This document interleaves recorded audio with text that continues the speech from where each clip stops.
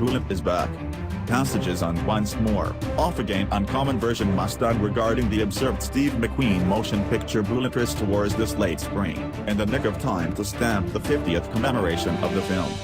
This is the third time Ford has offered a Bullitt-marked unique release, following past forms in the 2001 and in the 2008-2009 model years. Displayed after the 1968 Ford Mustang 390 GT fastback driven by McQueen's character, Frank Bullitt, the 2019 Ford Mustang Bullitt version expands on the substance of the Mustang GT Premium with the performance bundle and incorporates overhauls, for example, Brembo 6-cylinder front brakes, a Torsen constrained slip differential, a bigger back-against-move bar, and a greater radiator to keep the Bullitt's 5.0-liter V8 motor cool amid broadened pursuits. It needs all the more cooling on the grounds that the Bullitt turns the warmth up on the brawny both its execution civility of an ignition complex ripped from the Shelby GT 350, 87mm throttle bodies, and a recalibrated powertrain control module.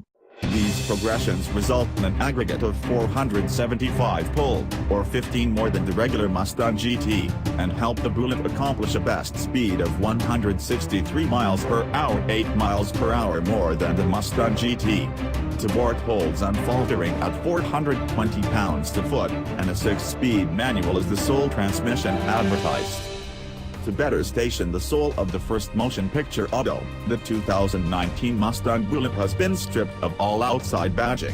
A solitary trunk-mounted identification denotes the model's association with the film and copies the plan of a fuel filler top. Moreover, Ford sprinkles the Bullitt with chrome around its badgeless grille and around its window line. Red brake calipers and 19-inch wheels finish the auto's look. 2 paint hues will be accessible: Highland Green, similar to the first motion picture auto, and Shadow Black.